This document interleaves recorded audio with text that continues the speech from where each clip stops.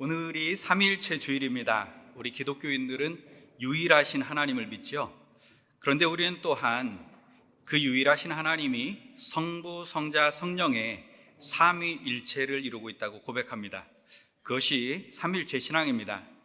오늘은 이 삼위일체 신앙이 어떻게 형성되었는지를 함께 생각해 보려고 합니다. 삼위일체 신앙이 교리로 정립된 것은 주후 4세기였습니다. 300년부터 400년 그 사이라는 말이죠. 이 시기 교회는 삼위일체론을 둘러싸고 아주 치열한 논쟁을 벌였습니다. 이 논쟁의 과정을 통해서 교회는 삼위일체 하나님에 대한 이해를 세밀하게 다듬을 수가 있었는데요. 그 논쟁은 다음의 두 가지를 삼위일체에 대한 잘못된 이해로 규정하면서 마무리가 되었습니다. 첫째는 한 분이신 하나님이 때에 따라 그 모습을 달리하여 나타나셨다, 이런 생각입니다. 어느 때는 아버지 하나님의 모습으로 나타나고 어느 때는 성자 예수 그리스도의 모습으로 하나님이 나타나셨다는 겁니다. 그리고 또 어느 때는 성령으로 그 모습을 달리하여 나타나셨다는 거예요. 마치 연극에서 한 배우가 각기 가면을 쓰고 3번 무대 위에 올라서 3사람의 역할을 한 것과 같이 한 분이신 하나님이 성부, 성자, 성령의 모습으로 역사의 무대 위에 번갈아 나타나셨다는 겁니다. 이러한 설명은 성부, 성자, 성령이 결국에는 한 분 하나님임을 설명하는 데에는 성공했습니다. 그런데 이 설명은 성부, 성자, 성령은 단지 한 하나님이 사용하는 다양한 가면들과 같다는 말도 됩니다. 성부, 성자, 성령 삼위의 독특성은 별 의미가 없어지고 그 일체성만 강조하게 되는 겁니다. 이런 이해를 양태론적 군주신론, 이렇게 부릅니다. 교회는 이러한 하나님 이해는 잘못된 것이다 하고 거부하였습니다. 교회가 두 번째로 배격한 것은 성부, 성자, 성령 가운데 성부 하나님의 신성이 가장 우월하다 하는 생각이었습니다. 성부, 성자, 성령 가운데 성부만이 그 시작도 없고 끝도 없다는 뜻에서 영원하신 분이라고 말하는 사람들이 있었습니다. 성자와 성령은 끝이 없다는 점에서는 영원하지만 그들은 성부와 달리 존재하지 않았었던 때가 있었다는 겁니다. 성자와 성령이 거룩하고 영원한 신성을 가지고 계시기는 하지만 성부에게서 파생된 신성이라는 주장이었습니다. 혹시 여호와의 증인들과 대화를 나눠보신 분들은 여호와의 증인들이 하는 말이 이런 주장과 굉장히 유사하다는 것을 아실 수 있을 겁니다. 이 주장에 따르면 성부, 성자, 성령 사이에는 서열이 있고 성부이신 하나님이, 아버지 하나님이 그 가운데 가장 높은 자리에 있다는 말이 됩니다. 성부, 성자, 성령 사이를 서열화함으로써 성부 하나님을 최고의 신으로 삼고 성자와 성령을 그 하위에 두는 것입니다. 이것은 성부, 성자, 성령 사이의 동질성을 부인하는 주장입니다. 이런 생각을 양자론적 군주신론이라고 부릅니다. 교회는 이러한 설명도 잘못된 것이라고 거부하였습니다. 교회는 이 두 가지를 배격하는 방식으로 삼위일체 신앙을 정립하였습니다. 교회가 배격한 이 둘은 모두가 군주신론적 설명이라는 공통점을 가지고 있습니다. 군주신론이라는 말은 자기가 믿는 신을 신들의 군주, 즉 최고의 왕으로 섬기는 그런 신관을 말합니다. 군주신론의 특징은 최고의 신이 지배자로 군림한다는 것입니다. 다른 모든 것들은 그 최고 신을 위해서 존재하고 그 최고 신을 위해서는 다른 모든 것들은 희생되어도 마땅한 것으로 여깁니다. 이런 군주신론을 세계관으로 가지고 있는 사회는 자연스레 피라미드식의 사회 구조를 띠게 됩니다. 높은 데 있는 사람들은 마음껏 의시되고 군림하고 지배하는 것을 마땅한 것으로 여깁니다. 낮은 데 있는 사람들은 그 아래서 압제와 착취를 당해도 의례 당연시하며 굴종합니다.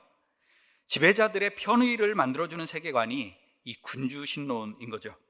그래서 이집트, 아시리아, 바벨론 같은 고대의 제국들이 이러한 군주신론을 선호하였습니다. 로마 제국 역시 주피터를 군주신으로 두고 자기들이 정복한 땅의 수많은 신들을 그 하위에 포섭하는 방식으로 지배자의 세계관을 형성하고 있었습니다. 세월이 흘러서 이 군주신론적 세계관이 약해지자 그렇게 견고했던 로마의 제국주의 역시 허물어지기 시작하였습니다. 그러자 로마 제국은 이제 기독교를 제국의 종교로 만들고 기독교를 이용해서 제국의 기틀을 다시 세우려고 하는 시도에 나섭니다. 그것이 주 313년 콘스탄티누스 황제의 기독교 공인과 테오도시우스 황제의 380년 기독교 국교화 조치에 담겨져 있었던 정치적인 의도였습니다. 이 일을 위해서 로마 황제들은 주 325년부터 여러 차례에 걸쳐서 제국 전역의 교회 지도자들을 불러 모아서 기독교의 교리를 하나로 통일하려고 하였습니다. 기독교를 제국의 종교로 길들이려고 했었던 겁니다. 이때 가장 중요했었던 쟁점이 하나님의 삼위일체 문제였습니다. 기독교를 제국의 종교로 이용해 먹기 위해서는 군주신론적인 체계가 필요하였습니다. 그래서 로마 정부는 기독교를 제국의 입맛에 맞는 군주신론적 종교로 개조를 하려고 한 겁니다. 이를 위해 황제가 직접 나서서 앞서 말씀드렸던 그러한 군주신론 주창자들을 적극적으로 후원하고 지지하고 힘을 실어주었습니다. 그러나 교회는 이러한 군주신론적인 신이해를 거부하였습니다. 지배하고 군림하는 군주신론적인 신이해는 기독교인들이 믿는 성경의 하나님과 합치되지 않았기 때문입니다. 성경의 하나님은 자기를 비우고 낮추고 희생하심으로써 죄인들을 섬기고 살리는 사랑의 하나님이시잖아요. 그래서 교회는 황제가 지지하고 밀어붙이던 군주신론을 거부한 겁니다. 대신에 교회는 성부, 성자, 성령은 같은 본질 안에서 각기 다른 면모를 가지고 있다고 고백하였습니다. 그것이 우리가 믿고 있는 삼위일체 신앙입니다. 이것은 기독교를 로마 제국의 통치 이데올로기로 만들려던 그 권력의 야욕을 거부한 것이었습니다. 삼위일체 신앙은 지배자들의 통치 이데올로기가 되기를 거부한 그런 신앙 고백이었던 겁니다. 이때 삼위일체 신앙을 끝까지 주장을 하고 그 교리를 완성해 나가는 데 기여했었던 많은 교회 지도자들은 목회지를 잃고 유배를 당하기도 했습니다. 안타깝게도 그 뒤의 역사에서 교회는 결국 로마 제국의 힘에 길들여지고 맙니다. 하지만 교회를 통치 도구로 삼으려던 그 시도에 강렬하게 저항하고 도전했던 정신이 이 삼위일체 신앙 안에 깃들여 있는 것만은 분명합니다. 그러므로 우리는 삼위일체 하나님을 고백할 때마다 이러한 저항의 정신을 깊이 되새겨야 합니다. 그것이 삼위일체 신앙 안에 담긴 중요한 정신이기 때문입니다. 누군가가 제 분수를 넘어서서 군림하고 지배하려고 한다면 우리는 용기 있게 거기에 맞서 도전하고 저항할 줄 알아야 합니다. 그것이 삼위일체 신앙의 정신에 합당한 삶의 자세입니다. 뿐만 아니라 다른 이들 위해 군림하고 싶어하는 우리 자신의 욕망에도 맞서 싸울 줄 알아야 합니다. 그래야 우리가 삼위일체 신앙으로 사는 사람이라고 말을 할 수 있는 거죠. 그것이 삼위일체 신앙에 걸맞는 삶의 길입니다. 지배와 군림의 정신에 저항하고 도전하는 것이 삼위일체 신앙의 정신이기 때문입니다. 교회로 하여금 그토록 강력한 로마 제국의 손길을 뿌리치게 만든 그 힘은 어디에서 온 것일까요? 그 힘은 그리스도인들의 예수 경험에서 온 것입니다. 예수님의 직계 제자들로부터 이어져 온 예수 경험이 교회로 하여금 제국의 종교로 길들여지기를 거부하게 만든 것입니다. 그리고 그 예수 경험이 삼위일체 신앙의 시작이기도 합니다. 오늘 우리가 읽은 신약의 말씀이 그 한 자락을 보여줍니다. 그 내용을 보면 이렇습니다. 예수님이 게네사렛 호숫가에서 말씀을 가르치고 계셨습니다. 게네사렛 호수는 갈릴리 호수를 가리키는 말입니다. 그런데 그곳에 사람들이 너무 많이 몰려들었습니다. 그래서 예수님은 배 한 척을 얻어 타고 말씀을 전하셨습니다. 그 배는 시몬, 즉 베드로의 배였는데 그는 밤새껏 고기잡이에 매달렸지만 허탕을 치고 말았습니다. 그리고 지금은 내일의 고기잡이를 위해서 그물을 손질하고 있는 중이었습니다. 말씀을 다 마친 예수님이 베드로에게 깊은 데로 나가서 그물을 내려보라고 권합니다. 베드로는 그동안 주로 저녁 시간에 야트막한 곳에서 고기를 잡았습니다. 그것이 갈릴리 호수에서 고기를 잘 잡을 수 있는 방법이었습니다. 그것이 갈릴리 지역 어부들의 상식입니다. 그런데 예수님은 환한 대낮에 깊은 곳에 가서 고기를 잡으라는 겁니다. 고기가 잘 안 잡히는 시간에 잘 안 잡히는 곳으로 가서 고기를 잡으라는 거예요. 자신의 경험과 상식에는 맞지 않았지만 베드로는 예수님의 말씀을 듣고 그대로 따릅니다. 그랬더니 그물이 찢어질 지경이 되고 배가 가라앉을 지경이 되도록 많은 고기가 잡혔습니다. 이 이야기에는 이상한 장면이 여러 군데 있습니다. 베드로는 밤새 고기잡이에 매달렸고 아침에는 그물을 손질했습니다. 이제는 몹시 피곤해서 눈을 붙이고 한숨 쉬어야 할 참입니다. 그런데 베드로는 예수님의 말을 듣고 다시 고기를 잡으러 나갑니다. 한숨도 못 자고 몹시 피곤하였을 베드로가 그 쉼을 포기하고 다시 고기를 잡으러 나간 거예요. 고기잡이 전문가도 아닌 사람이 하는 말을 듣고 그간의 경험과 관행들을 뒤로한 채 대낮에 깊은 데까지 나가서 그물을 내립니다. 예수님이야 잘 모르니까 그런 말을 할 수도 있다 치지만 어부인 베드로는 지금 굉장히 이상한 행동을 하고 있는 겁니다. 그렇게 다시 고기잡이에 나선 베드로는 놀라운 일을 경험하죠. 도무지 고기가 잡히지 않을 시간에 고기가 잡히지 않을 곳에다 그물을 던졌는데 고기가 너무 많이 잡혀서 그물이 찢어지고 배가 가라앉을 지경에 이른 겁니다. 그때 베드로가 보인 반응 또한 굉장히 특이합니다. 그는 기뻐서 소리를 지르고 춤을 추어야 마땅하겠죠. 그리고 예수님께 앞으로도 쭉 같이 일을 해보자고 제안을 하는 것이 자연스럽습니다. 그런데 베드로는 예수님 앞에 무릎을 꿇고 엎드려 빕니다. 주님, 나에게서 떠나주십시오. 나는 죄인입니다. 갑자기 예수님을 주님이라고 부르고 자기를 떠나달라고 하는 겁니다. 그리고 뜬금없이 자기는 죄인이라고 고백합니다. 어떻습니까? 이상적인 부분이 많죠? 이 이야기는 베드로가 예수님을 매우 특별한 분으로 경험했음을 말해줍니다. 베드로로 하여금 밤새워 일한 피곤함을 뒤로한 채 다시 그물질에 나서게 만든 분, 베드로로 하여금 대낮에 깊은 곳으로 가서 그물질을 하게 만든 분, 감당도 못할 만큼 어마어마하게 많은 물고기를 몰아다 주신 분, 그리하여 베드로와 다른 어부들로 하여금 큰 두려움에 사로잡히게 만드신 분, 베드로로 하여금 스스로가 죄인임을 자각하게 만든 분, 이것이 예수님에 대한 베드로의 경험이었습니다. 베드로는 예수님에게서 신성을 경험했던 겁니다. 종교학에서는 이런 경험을 누미노제 경험이라고 부릅니다. 우리말로는 거룩 경험, 하나님 경험 이렇게 말할 수 있겠는데요, 인간이 거룩하신 분의 현존이나 그 능력을 감지하게 되는 순간을 가리키는 말입니다. 그것을 누미노제 경험이다, 거룩 경험이다 이렇게 부르는 겁니다. 성경에서 모세는 불붙는 떨기나무 앞에서 신성을 경험했죠.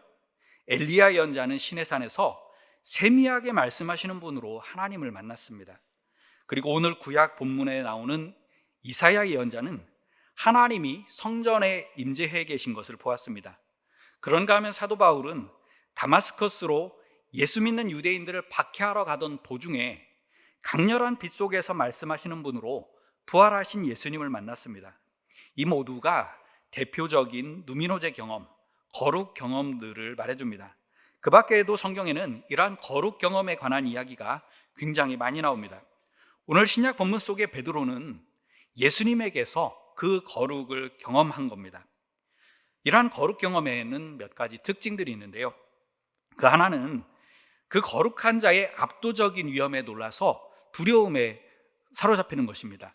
이 두려움은 공포심에 휩싸인 때와는 다른 종류의 두려움입니다. 뭔가 알 수 없는 기쁨과 환희가 그 안에 함께 깃들여 있는 그런 두려움입니다. 그래서 이 두려움의 느낌을 경외감이다 이렇게 표현하기도 합니다. 두 번째는 자신이 만난 이의 거룩함과 대비되는 나 자신의 미약함에 대한 깨달음입니다. 그래서 자신이 한낱 미물과 같고 버러지와 같고 먼지와 같고 쓸모없는 것 같고 이런 느낌 속에 휩싸이는 것입니다. 그로 인한 처연한 슬픔과 고통이 찾아오기도 합니다. 오늘 본문에서 베드로가 저는 죄인입니다 하고 고백하는 것이 그러한 예입니다. 이사야 예언자는 동일한 상황에서 이제 나는 죽게 되었구나 이렇게 부르짖었다고 하죠. 사실 그 표현을 우리 한국의 전통문화식으로 표현하면 곡을 하는 거예요. 아이고 아이고 나는 죽었네, 그렇게 애곡을 하는 겁니다. 세 번째로는 그 압도적인 두려움과 처연한 슬픔의 과정을 지나면서 밀려드는 말할 수 없는 평온함과 형언할 수 없는 기쁨이 있습니다. 이때의 평온함이나 환희라고 하는 것은 그 어떤 환경이나 조건의 변화로 인해 생겨나는 것이 아닙니다. 샘 근원에서 샘물이 솟아나듯 저 깊은 심연 어딘가에서 밀려드는 주체할 수 없는 기쁨과 평안함입니다. 이러한 경험을 한마디로 표현하면 내가 하나님을 만났다, 이런 것이죠. 베드로는 지금 예수님에게서 하나님을 만난 것입니다. 그리고 이 경험은 베드로만의 경험이 아니고 모든 제자들의 경험이었습니다. 예수님에게서 하나님을 만난 경험, 이것이 바로 삼위일체 신앙의 시작이었습니다. 초기 그리스도인들이 만난 또 하나의 신성 경험이 있는데 바로 성령에 대한 경험이었습니다. 그들은 하나님이 영으로 자신들에게 임하고 동행하시는 것을 경험하였습니다. 그들은 성령 안에서 예수 그리스도와 하나님 나라의 진리를 새롭게 깨달을 수가 있었습니다. 그들은 성령이 신도들로 하여금 곳곳에서 하나님의 나라와 예수 그리스도의 증언자로 살게 하시는 것을 경험하였습니다. 그들은 성령이 믿는 자들을 불러 모아서 그리스도의 몸인 교회를 이루게 하는 것을 경험하였습니다.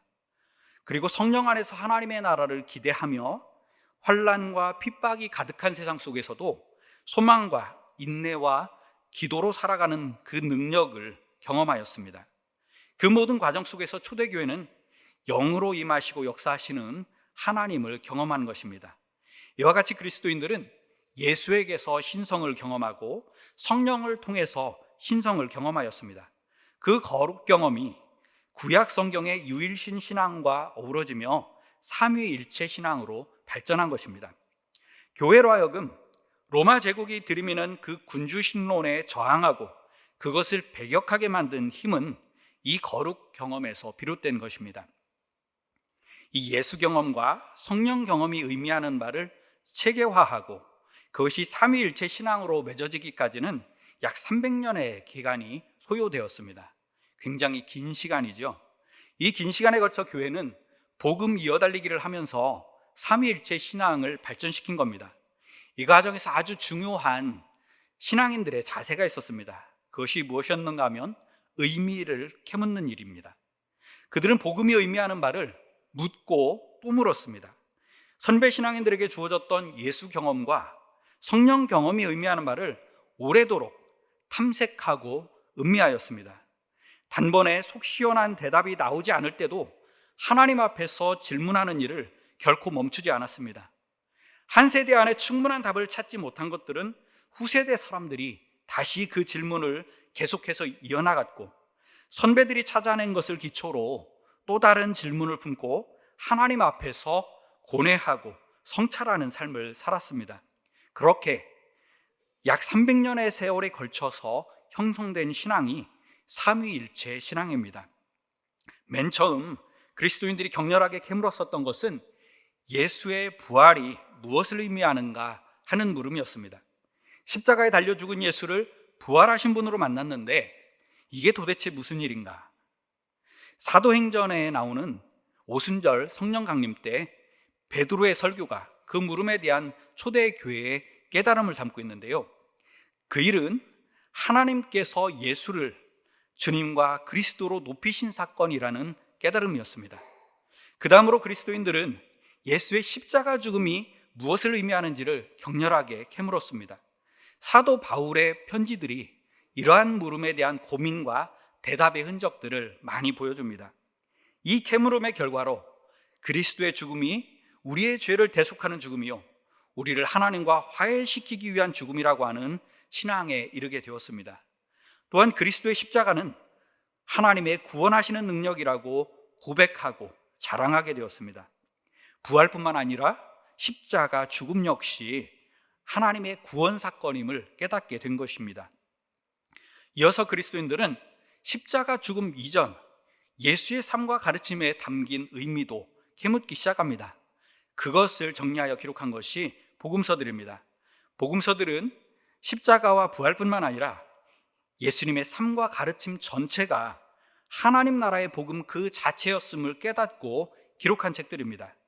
계속되는 캐물음의 과정을 통해서 예수의 탄생과 삶과 가르침, 그리고 십자가 죽음과 부활에 이르는 그 전체가 하나님께서 행하신 하나님의 일이었음을 점점 더 깊이 깨달아 간 것입니다. 그래서 예수 그 자신이 복음이요 하나님의 나라요 하나님 나라의 실현자이심을 고백할 수 있게 된 것입니다. 그 결과로 성자 신앙과 성령 신앙이 형성되고 그 끝에서 삼위일체 신앙이 정립된 것입니다. 의미를 캐묻는 것, 이것이 삼위일체 신앙 안에 깃들어 있는 또 하나의 중요한 정신입니다.